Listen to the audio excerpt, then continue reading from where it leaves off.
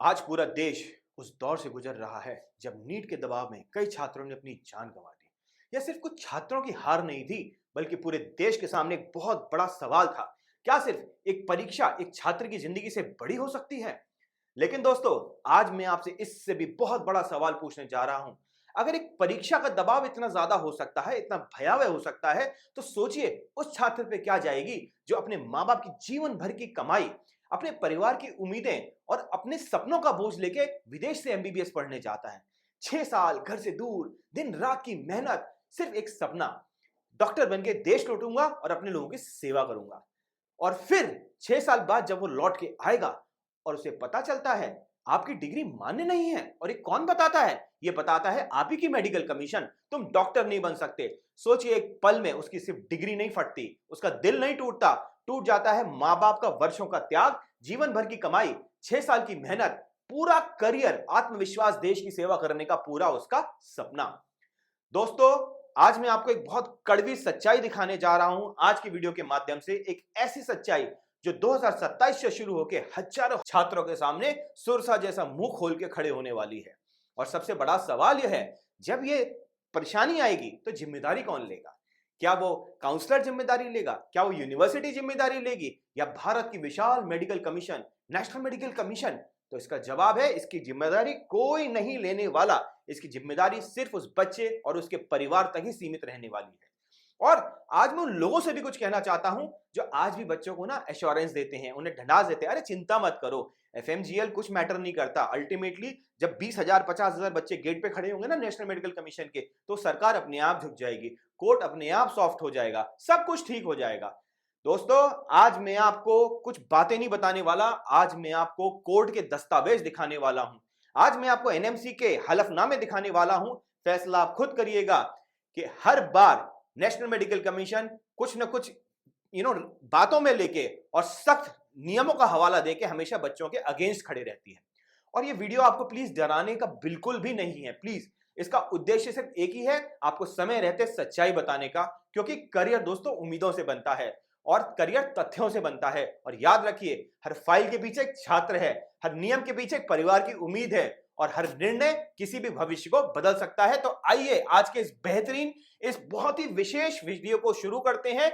अगर नीट ने इतने सारे इनोसेंट बच्चों को परेशान किया, इतने परिवारों को उजाड़ा, तो सोचिए अब्रॉड का क्या फ्यूचर होने वाला है जब 2027 में वो बच्चे लौट के आएंगे जो 2021 में गए थे एफएमजीएल नियमों के कारण, और उनको कितनी सारी कठिनाइयों का सामना करना पड़ेगा।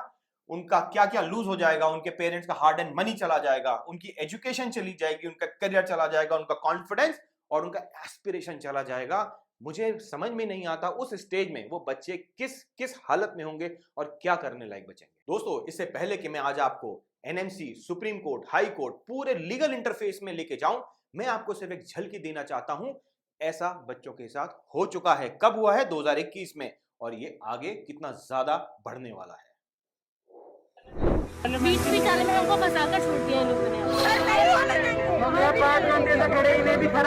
और अगर मेडिसिन का बच्चा यहाँ पे इस तरह से क्यों बैठे, मतलब शर्म की। आज को हार्ट अटैक आ चुका है, पेरेंट्स को डिप्रेशन में, बच्चे 3 साल से ये लोग कह रहे हैं फीस कम करेंगे। एनएमसी जब से आई है अभी तक कोई सी रेगुलेशन नहीं हुआ है।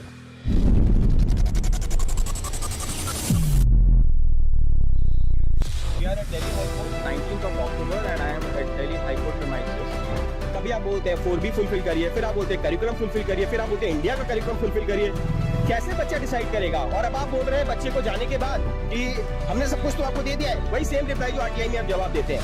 आज 2 साल से ये पेरेंट्स कोर्ट केस लड़ रहे हैं। हाई कोर्ट में 3 पिटीशन चल रही हैं, और एनएमसी का अगर आप जवाब पढ़ेंगे, उनकी पिटीशन का रिप्लाई पढ़ेंगे, ऐसा लगता है जैसे उनको वो आदमी या इनको बच्चे के बच्चा समझते ही नहीं। बहुत ही गलत है।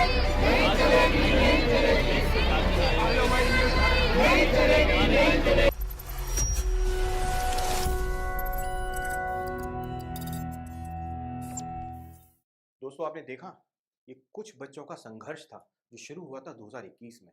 और ये संघर्ष होता क्या है ना, हर साल नया बच्चा आता है, उसको पुराने बच्चों के संघर्षों के बारे में नहीं पता होता। लेकिन हम क्योंकि इतने समय से हर साल दर साल देखते हैं ना, तो हमें पता होता है, हमें दिख रहा होता है। और यही आज मैं आपको दिखाना चाहता हूं कि आगे आने वाले समय आपके लिए कितना स्ट्रांग होने जा रहा है, कितना कितना टफ होने जा रहा है। सो दोस्तों, ये सारी सिचुएशन शुरू हुई थी 2021 से। एफएमजीएल रेगुलेशन के बाद जब भारत सरकार ने बाहर पढ़ने वाले बच्चों के लिए नियम इतने सख्त कर दिए थे और इतने ज्यादा उसमें रेगुलेशन ला दिया कि बच्चों को कहीं ना कहीं बहुत ज्यादा तकलीफ का सामना करना पड़ा।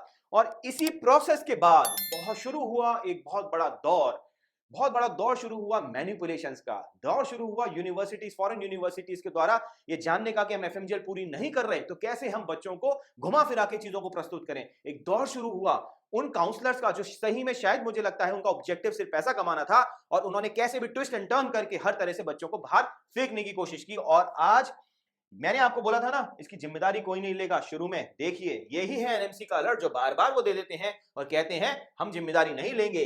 ये पूरा पब्लिक नोटिस आप बार बार पढ़ चुके हैं, देख चुके हैं, और फाइनल लाइन यही आती है, the variation in duration, medium, syllabus, clinical training, internship में lead to disqualification and disqualification, the responsibility lie of the candidate. कोई जिम्मेदार नहीं होगा, आपकी अपनी यात्री अपने सामान की खुद जिम्मेदार है दोस्तों। सो दोस्तों, अब ये मैं आपको क्यों बोल रहा हूं और ये मैं आज क्यों बोल रहा हूं, मैं इसीलिए आपको बोल रहा हूं कि कुछ बच्चों ने दिल्ली हाई कोर्ट में पिटीशन फाइल की थी, और वो पिटीशन कुछ ये थी, राइट। पिटीशन में बच्चों ने एक बहुत ही सिंपल सी रिक्वेस्ट की थी। उन्होंने ये बोला था, ये जो पिटीशन है इसका नाम है Saurabh Kumar versus union of India. The petitioners were not asking for FMGL regulation to be struck down. उन्होंने रेगुलेशन हटाने की बात नहीं की थी। उन्होंने ये बोला था कि हमने 2021 में आप रेगुलेशन लाए थे 18 नवंबर को, हमने 21 के नवंबर, दिसंबर, जनवरी, फरवरी में हमने एडमिशन लिया था, हमें जानकारी भी नहीं थी इस चीज की, तो कृपया करके आप जो रेगुलेशन लाए हैं लाए, आप हमें इससे बाहर करें क्योंकि हमें इसकी जानकारी का अभाव था, राइट। उन्होंने बोला NEET UG 2021 batch should be governed by a screening test regulation 2002, not the FMGL regulation. हमें आप FMGL के अंदर लाइए। All the student of 21-22 academic session should receive the same treatment regardless of whether they join before or after 18 नवंबर। बच्चों का कहना है था, आप हमें एक एकेडमिक साइकिल की तरह जज करिए। कोई भी एजुकेशन एक एकेडमिक साइकिल होती है, वो ऐसा नहीं होता कि एक पर्टिकुलर डेट पे आप आए और आपने कहा इस डेट के पहले के बच्चे इधर रेगुलेशन में और इस डेट के बच्चे इधर रेगुलेशन में। ये कोई नोटबंदी का कानून नहीं है, यही बच्चों ने बोला। उन्होंने बोला कि आप हमें एग्जेम्प्ट करिए एफएमजीएल 2021 से और सीआरएमआई से, specially the 1 year mandatory internship जो आपने अब्रॉड में हमारी ड्यूरेशन बढ़ा दी है, राइट। और उसके अलावा जो लाइसेंसिंग कंडीशन आपने ली है, और जब तक कोर्ट डिसाइड नहीं करता इस पूरे मैटर पे आप हमें पुराने रेगुलेशन, स्क्रीनिंग टेस्ट रेगुलेशन के अंदर रखिएगा। उनकी अप्रोच क्या थी, उनका सवाल क्या था? देखिए, बच्चों ने बोला कि भाई इंडिया में एमबीबीएस आप बच्चों को कराते हैं और ये बाहर वाले बच्चों को भी आप, राइट, बच्चे दोनों ही हैं जो 2021-22 में सेशन में पढ़ने गए। इंडिया जो रूल फॉलो करता है एकेडमिक सेशन का रूल फॉलो करता है, मतलब 1 NEET UG 2021 1 एडमिशन बैच, ठीक है। उस दरमियान आपकी मल्टीपल काउंसलिंग्स होती हैं, मल्टीपल मंथ्स में होती हैं, लेकिन रेगुलेशन सब पे एक ही लगता है। ऐसा नहीं होता कि 18 नवंबर 2021 से पहले जो काउंसलिंग थी उसमें रेगुलेशन अलग हो गया और किसी डेट के बाद रेगुलेशन चेंज हो गया, right. Student joining letter will still be the part. कई बार क्या होता है, स्ट्रे वैकेंसी की राउंड की काउंसलिंग होती है, कुछ बच्चे ज्वाइन कर लेते हैं, तब भी उन पर सेम ही रूल लगते हैं, right. Ultimately, 1 academic session equal to 1 set of rule and it is a predictable admission process. अगर आपको रूल लाना भी था तो आप बताते कि 2023 से या 2022 के अगले सेशन से नीट से हम ये रूल लाएंगे, राइट। अनसर्टेनिटी नहीं थी, लेकिन आपने क्या किया, आपने 18 नवंबर को रूल इंप्लीमेंट किया। आपने बोला 1 NEET UG 2020 बट 2 रूल चलेंगे, मतलब जो बच्चे 2021 नीट में बैठे हैं, कुछ बच्चों पे अलग रूल होगा, कुछ पे अलग रूल होगा। जिन्होंने नवंबर से पहले एडमिशन ले लिया वो अलग रूल में आएंगे, right. Student admitted before and after 18 November follow different regulations, right? Student joining later abroad was shifted to a new regulatory framework. तो 18 नवंबर के बाद वालों को आपने FMGL के अंदर डाल दिया, right? Same academic session, different rules, uncertainty during the admission process. अब इस दरमियान आप देखिए, हर बच्चे का, हर कंट्री का अलग अलग एडमिशन साइकिल होता है। किसी कंट्री में बैच आपका सितंबर में शुरू होता है, किसी का अक्टूबर में होता है, किसी का नवंबर में होता है। हर बच्चे की एप्लीकेशन अलग तरीके से मूव करती है। हो सकता है किसी बच्चे ने 15 दिन पहले अप्लाई कर दिया हो, राइट। हो सकता है किसी बच्चे ने 20 नवंबर को अप्लाई किया हो। यहां पे उन्होंने 2 केसेस का हवाला दिया। एक स्टूडेंट ए है, उसने भी नीट क्वालिफाई किया है, स्टूडेंट बी ने भी नीट क्वालिफाई किया है, सेम यूनिवर्सिटी के लिए दोनों ने अप्लाई किया है, सेम एमबीबीएस कोर्स के लिए अप्लाई किया है, और उनका ग्रेजुएशन ईयर भी सेम ही है, 2021 के भी बच्चे हैं। और इस बच्चे का एडमिशन लेटर आया था 17 नवंबर में, 18 नवंबर से पहले रेगुलेशन से। इसका एडमिशन लेटर आया 19 नवंबर में, 2 दिन बाद। इसको तो आप ओल्ड स्क्रीनिंग टेस्ट रेगुलेशन में कंसीडर कर रहे हो और इसको आप एफएमजीएल में रेगुलेशन में कंसीडर कर रहे हो। ये कितना हाइपोक्रेटिक और कितना इमेच्योर साउंड करता है। बच्चों ने इतनी सिंपल सी पिटीशन रखी कि भाई मैं बाहर गया, मेरे बगल में जो बच्चा बैठा है उसने क्योंकि 2 दिन पहले मेरे से एडमिशन ले लिया तो उसकी रेगुलेशन डिफरेंट है, और यही उन्होंने यहाँ पे समझाने की कोशिश की। Can academic regulation be driven by a date instead of an academic session? Fundamental सी बात है, right. Because medical education follow academic session, not academic calendar date. 18 नवंबर को आपने कट ऑफ दिखा दी, राइट। तो यही उन्होंने समझाने की कोशिश की जो मैंने आपको अभी बताया, डिफरेंट रूल नहीं लगने चाहिए थे, राइट। सो अब उन्होंने इस पूरे एस्पेक्ट को समझाया और उन्होंने बताया कि आप प्लीज हमें फेयरनेस, कंसिस्टेंसी और इक्वल ट्रीटमेंट दीजिए, और यही हमारी एक पिटीशन है, राइट। सो अब इसके बाद आप देखिए, जो अब मेरा पॉइंट आ रहा है, जो मैं आपको बताना चाह रहा हूं, और रेगुलेशन की जहां तक बात आती है, ये है आपका बिफोर रेगुलेशन, ये है आपका आफ्टर रेगुलेशन। तो जिस बच्चे ने 15 तारीख को एडमिशन लिया था, उसे इंटर्नशिप करने की जरूरत नहीं थी। 18 तारीख वाले को इंटर्नशिप करनी पड़ रही है 1 साल की। इसको लाइसेंस नहीं लाना, इसको लाइसेंस लेके आना है, ठीक है। इसको ये वाला जो पहले वाला बच्चा है, सिर्फ 2 दिन पहले वाला, एकेडमिक सेशन वाला भी नहीं, राइट। यहाँ पे ये बच्चा जो है क्या नाम है, ट्रांसफर भी ले सकता है, सब कुछ कर सकता है, और ये बच्चा सारी चीजों में महरूम रह जाएगा, राइट। इसके अलावा यहाँ पे इसका कंटेंट डिफाइंड नहीं है, इसका भी कितना परिवर्तन, और भी सिर्फ 2 दिन या 10 दिन के अंदर। इस पे दोस्तों अब मैं आपको आता हूं, ये उन बच्चों के लिए वीडियो है ना जो समझ रहे हैं कि सब कुछ चलता है, सब ठीक हो जाएगा, कोई दिक्कत नहीं है, एफएमजीएल रेगुलेशन तक हलवा है, एनएमसी तो मान जाएगी। हमारे किसी कंट्री के साथ बहुत अच्छे पारस्परिक संबंध हैं, तो जहां कुछ भी फॉलो नहीं होता, इंटर्नशिप फॉलो नहीं होती, लाइसेंसिंग फॉलो नहीं होती, करिकुलम डिफरेंट होता है, सब चंगा हो जाएगा दोस्तों। अब आपको जब समझ में आएगा ना कि क्या उनका एटीट्यूड है, आपको सब समझ में आ जाएगा। और एनएमसी का ये पूरा रिस्पॉन्स था। देखिए, मैं आपको रिस्पॉन्स अगर कहेंगे तो मैं आपको रिस्पॉन्स की कॉपी भी खोल के दिखाता हूं, सो दैट आपको एक क्लैरिटी मिले कि मैं क्या किस विषय में आपसे बात करने जा रहा हूं। सो दोस्तों, ये नेशनल मेडिकल कमीशन का जवाब था in the Delhi high court in new Delhi, Saurabh Kumar versus union of India. और आप देखिए यहाँ पे पूरा इंडेक्स है, जहां इन्होंने बताया है कि किस किस पेज पे हमने किस किस चीज का जवाब दिया है, ठीक है। कितनी इन्होंने जजमेंट की कॉपी लगाई है, एनेक्शर लगाया, एनेक्शर R2 लगाया, एनेक्शर R2, एनेक्शर कितने इसमें एनेक्शर लगाए हैं, कितने इसमें नोटिस लगाए हैं, कितने इसमें हाई कोर्ट सुप्रीम कोर्ट के जजमेंट्स लगाए हैं। आप सिर्फ पेज काउंट करिए, 200, 300, 400, 500, ये देखिए 607, 608 पेज की उन्होंने रिप्लाई फाइल की है बच्चों की इतनी छोटी सी पिटीशन पे। आप सोचिए, इन बच्चों की तो कोई पिटीशन में पिटीशन नहीं थी, कितनी नेचुरल सी बात थी, नेचुरल जस्टिस की बात है। ये देखिए, समझ रहे हैं आप। अब आपको मैं वापस लिए चलता हूं और अब आपको इसका एनालिसिस करके दिखाता हूं। ये देखिए, पूरे 608 पन्ने की जो एनएमसी के वकील ने अपना हलफनामा फाइल किया, और समरी क्या थी इसकी, ये है एनेक्शर जो इन्होंने लगाए हैं। पूरे एनेक्शर्स की आप लिस्ट देखिए, क्या क्या एनेक्शर लगाया है, किस किस डेट का हवाला दिया है। आप ये मानेंगे, इस चीज को कंसीडर करेंगे। ये देखिए कितने एनेक्शर्स यहां पे लगाए हैं, राइट। इसमें सुप्रीम कोर्ट और हाई कोर्ट के जजमेंट, ओल्ड एमसीआई एनएमसी के regulation 2002, 2021, statutory framework, Indian medical act, national medical act, draft regulation, meeting of minutes तक इन्होंने लगाए हैं to show the consultation before notifying FMGL and CRMI regulation. और सबसे बड़ी बात, FAQ notice to be argued that students were repeatedly informed in the regulatory requirement। मैंने आपको दिखाया ना, जिम्मेदारी यात्री की है, तो एनएमसी रिस्पॉन्सिबल नहीं है। और ये इतना डॉक्यूमेंटेड रिप्लाई था, अगर आप इसका स्पैन ऑफ स्कोप देखेंगे ना, to defend the FMGL regulation NMC relied over 70 years of legal regulatory policy. 70 साल के पूरे लीगल डॉक्यूमेंट्स इन्होंने इस पिटीशन में दिए हैं। 1956 इंडियन मेडिकल एक्ट जो बना था, मेडिकल कमीशन एक्ट, उससे लेकर 2002, 2004, 2009, 18, 19, 20, 21, 22, 23, 24, 25, 26 सारे सवालों का एक रेफरेंस, जहां पे जो रेफरेंस उनको मिला उन्होंने इस पिटीशन के अंदर डाल दिया। एक तरह से मास्टर रिप्लाई था उनका, राइट। आप ये देखिए, इसमें 7 सुप्रीम कोर्ट और दिल्ली हाई कोर्ट के जजमेंट्स दिए गए हैं, 12 से ज्यादा एक्ट, नोटिफिकेशन और रेगुलेटरी कंप्लायंसेस दी गई हैं, 2 ड्राफ्ट रेगुलेशन दी गई है about the public comments, right.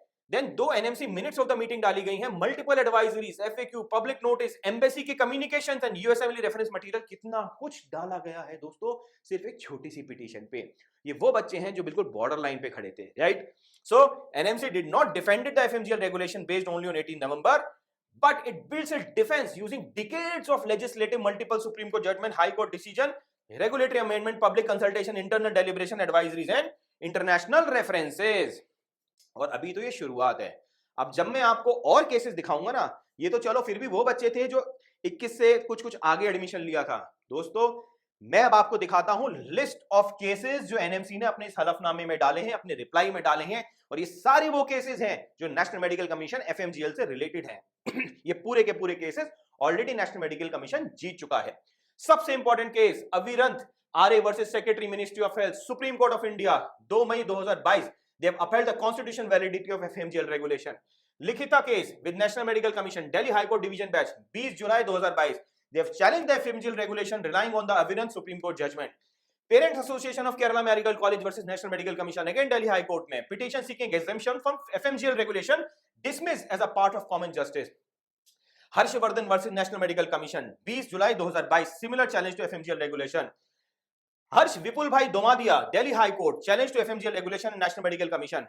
Anuj Goyal versus national medical commission. दोस्तों, मेरा नाम अनुज गोयल है और ये वो केस है जो मैंने नेशनल मेडिकल कमीशन के सामने प्रस्तुत किया था, एक बहुत ही जेन्युइन इंटेंट के साथ प्रस्तुत किया था। उस केस तक का हवाला इस पिटीशन में दिया गया है दिल्ली हाई कोर्ट में, जिसको एनएमसी ने बड़े स्मार्टली डिसमिस, मतलब अपने तरीके से फाइनली वो डिसमिस हो गया था। Petition seeking clarity. मैंने क्या मांगा था? मैंने सिर्फ ये मांगा था कि हमें एफएमजीएल के बारे में क्लैरिटी दीजिए, हमें कंफ्यूजन हो रही है, बच्चों को समझ में नहीं आ रहा और आज तक वो कंफ्यूजन बरकरार है। Right. Shahul Hameed versus national medical commission, doctor Indrajit Khanoskar versus national medical commission. दोस्तों, पर्सनली मैं आपको बताता हूं, जर्नी आपने देखी थी ना उस वीडियो में, बहुत लंबी रही है। अविरंत आर्य, लिखिता, हर्षवर्धन, अनुज गोयल, ये सारे पर्सनल केसेस हैं, ये सारे केसेस हैं जो मैंने बहुत ही क्लोजली फॉलो किए हैं और ये तो खैर मेरा अपना केस था। राइट। अब देखिए दोस्तों, बात आती है यहां पे कि हमारे, जब मैंने बात की कि Anuj Goyal versus national medical commission, ये है वो case file Anuj Goyal versus national medical commission जो हमने यहाँ पे पिटीशन ड्राफ्ट की थी। राइट। जो हमने हाई कोर्ट में सबमिट की थी और यहाँ पे हमने अलग अलग कंट्रीज के एनेक्शर्स लगाए थे कि अलग अलग कंट्रीज की ऑफिशियल एडवाइजरी जो है कितनी एम्बिगुअस है, जो वहाँ की एम्बेसीज हैं, कहीं ना कहीं उनका जो जवाब है और दूसरी तरफ जो एनएमसी का जवाब है वो कहीं से कोरिलेट ही नहीं करता। तो बच्चा कैसे डिसाइड करेगा? दोनों ही गवर्नमेंट बॉडीज हैं, एक मिनिस्ट्री ऑफ एक्सटर्नल अफेयर्स, एक मिनिस्ट्री हेल्थ के अंडर आती है और दोनों में सिंक्रोनाइजेशन नहीं है। तो प्लीज एनएमसी इस पे क्लैरिफाई करे, राइट, इसमें बताए हमको। और यही हमारी पूरी जर्नी थी उस पिटीशन की, जहां हमने बच्चों के इंटरेस्ट में कोशिश की थी कि हमें जवाब मिले। और दोस्तों, हमने सवाल क्या पूछा था अपनी पिटीशन के अंदर? The primary, Anuj Goyal versus national medical commission, the primary objective was to obtain clarity and transactional protection for students affected by the implementation. हमने एफएमजीएल को चैलेंज नहीं किया था, हमने सिर्फ ये बोला था इसमें कुछ हमारे डाउट्स हैं वो आप क्लियर किए। और डाउट्स क्या थे इसमें जो हमने पूछे थे? Clarification on recognition versus registrability. जो 4B की बात आती है ना, कुछ लोग कहते हैं रजिस्ट्रेबल होना चाहिए, रजिस्टर्ड होना चाहिए, उसमें हमने क्लैरिफिकेशन मांगा था कि आप बताइए, is it right to education? क्योंकि बार बार जब हम बात करते हैं ना और इतने कॉन्फिडेंस से बात करते हैं, दोस्तों आज पहली बार है जब मैं आपके सामने लेके आ रहा हूं, अंदर बहुत सी चीजें होती हैं लेकिन हर समय हर प्लेटफॉर्म पे अब लेके नहीं आते, क्योंकि लेटेस्ट जजमेंट है और क्योंकि अब आप लोग अपना डिसीजन ले रहे हैं तो आपके लिए बहुत जरूरी था ये बताना। दूसरा सवाल हमने पूछा, आप 54 मंथ का क्लॉज लेके आए हैं, उसका आप इंटरप्रिटेशन बताइए, क्योंकि कई कंट्रीज ऐसी हैं जहां मेडिसिन प्रोग्राम एमडी जो है 54 मंथ से कम का है। फॉर एग्जांपल यूएस, वहां 4 ईयर का एमडी प्रोग्राम होता है। क्या आप उस प्रोग्राम को भी इनवैलिडेट कंसीडर कर देंगे अगर गाइडलाइंस को आप सेम रखते हैं? Eligibility of graduates from globally reputed university offering program less than 54 month. अगला क्वेश्चन हमने पूछा, clarification on requirement of licensing eligibility to practice in the country awarding the medical degree. License to practice की आपकी क्या eligibility criteria रहेंगी? Right.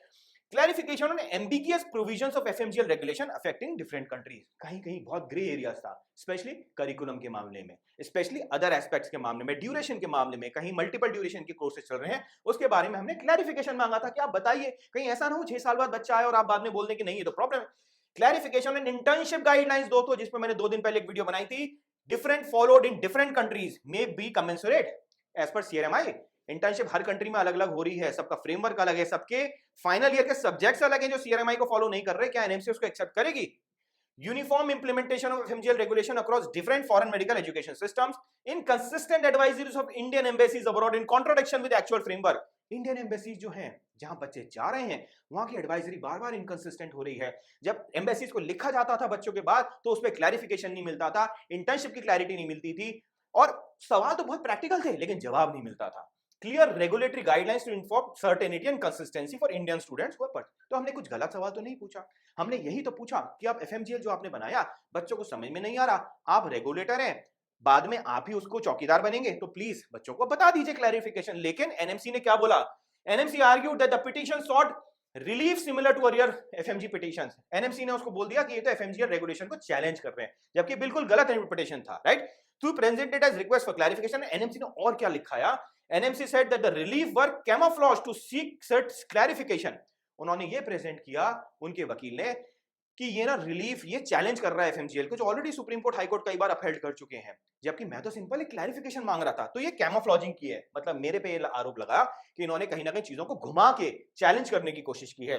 NMC relied on Delhi high court judgment dated 20 July 2022 and supreme court judgment to oppose the petition. So दोस्तों, ये थी हमारी journey, जो मैंने आपको दिखाया क्या था। अब आप समझ रहे हैं जो मैं आपको बताना चाह रहा हूं। 608 पन्ने का रिप्लाई, कितने लीगल जजमेंट्स, कितने आर्ग्यूमेंट्स, कितने मिनट्स ऑफ द मीटिंग, किस लेवल पे चीजें जा रही हैं, और आप कितने आसानी से अज्यूम कर रहे हैं कि आपको रिलैक्सेशन मिल जाएगा, आपकी इंटर्नशिप की वैलिडिटी हो जाएगी, आपके लाइसेंस की वैलिडिटी हो जाएगी, आपके करिकुलम को समझ लिया जाएगा इजीली। दोस्तों, आप गलत जा रहे हैं, आपको मिसगाइड किया जा रहा है। राइट, कुछ नहीं होने वाला।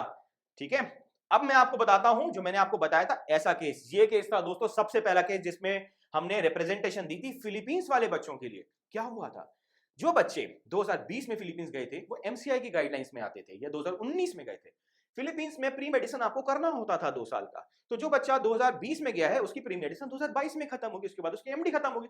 अब आपने एक कानून ला दिया नोटबंदी कानून की तरह, 18 नवंबर से पहले 18 नवंबर के बाद, तो जो एमडी जिसकी शुरू हो मेडिसिन, अब उसकी एमडी तो शुरू होगी अगले साल।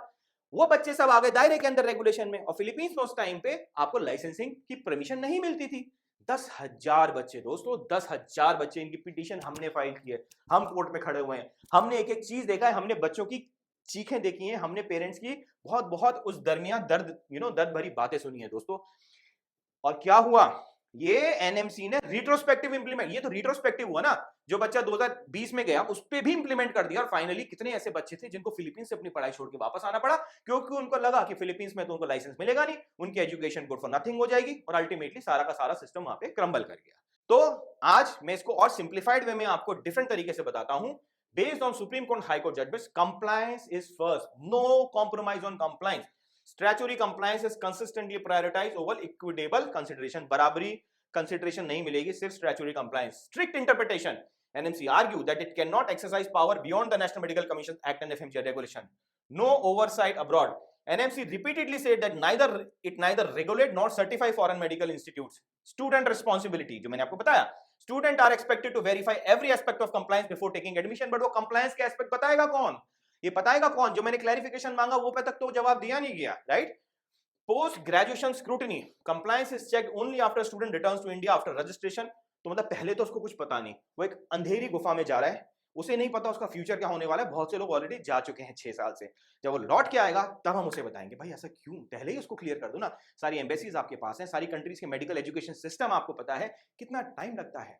मुझे समझ में नहीं आता इसके पीछे ऑब्जेक्टिव क्या है। Limited flexibility, relief where granted is argued when exceptional non preferential. So the ultimate thing is, जिम्मेदारी कहां तय होगी। अगर एज अ रेगुलेटर का काम होता है सिस्टम को रेगुलेट करना, आप किस कंसल्टेंट को दोष देंगे भाई, वहां जिसको अपॉर्चुनिटी मिलेगी, पैसा कमाने का साधन मिलेगा, हर आदमी अपने अपने तरीके से करेगा, बट यही तो रेगुलेटर का काम आता है।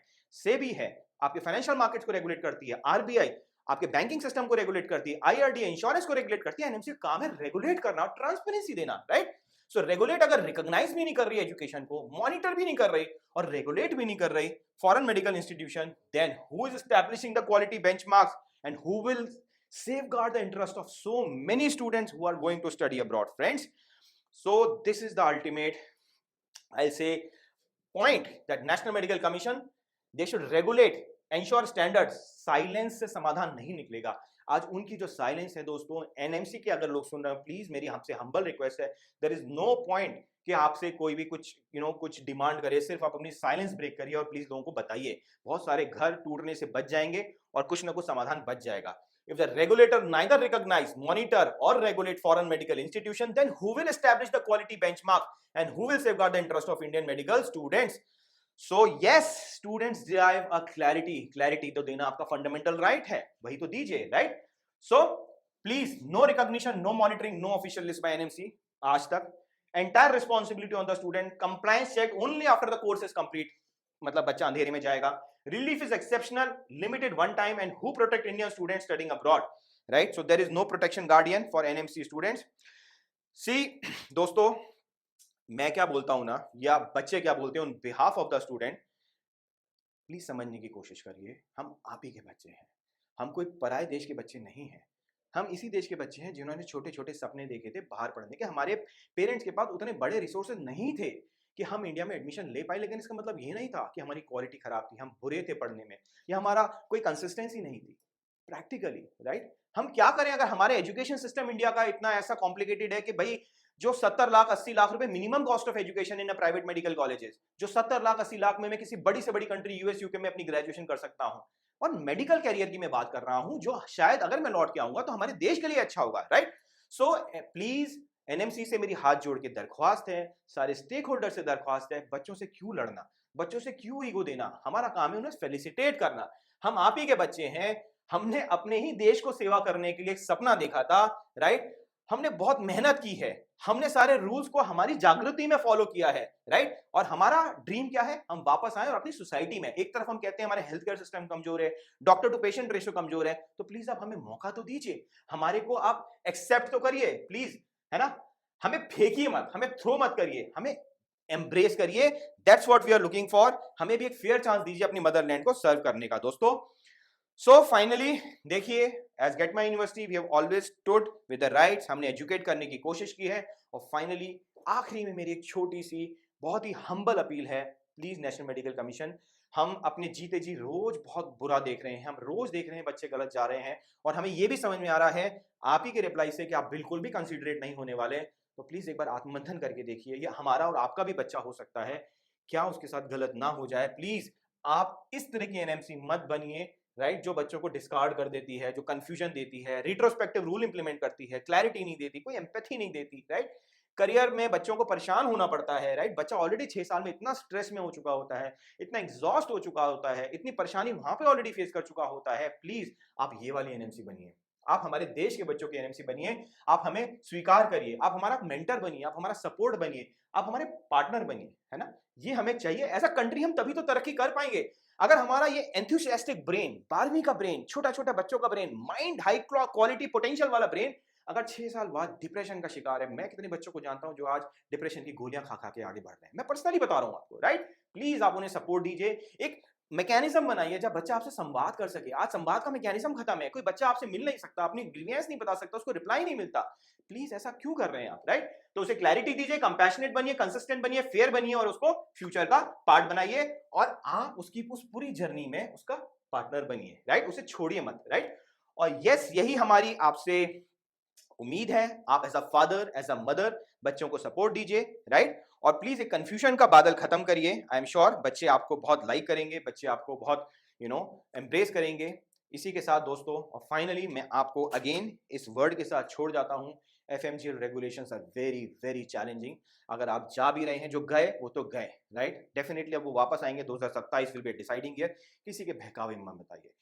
मैं उन कंसल्टेंट्स भाई और बहनों को भी प्लीज मैं हाथ जोड़ के अपील देना चाहता हूं, समझिए ये आपका भाई बहन हो सकता है, शायद आपको भी इस चीज की सीवियरिटी अगर नहीं पता थी तो आज पता चल जाएगी या चल चुकी होगी कि एक छोटे से एग्जामिशन में बच्चों को 650 पन्ने का रिप्लाई मिल गया, जिसमें पूरे 70 साल के सारे लीगल दस्तावेज मेडिकल के आ गए। उन 10,000 बच्चों को जो रिट्रोस्पेक्टिव फिलीपींस गए थे या दूसरी कंट्री गए थे, उनको कितना सफर करना पड़ा, यूक्रेन वालों को कितना सफर करना पड़ा। NMC is very very strict, very compliant. Please बच्चों को अच्छे ऑप्शंस का समाधान दीजिए, अच्छे जाएंगे, कुछ बन जाएंगे तो आपको दुआएं देंगे, राइट?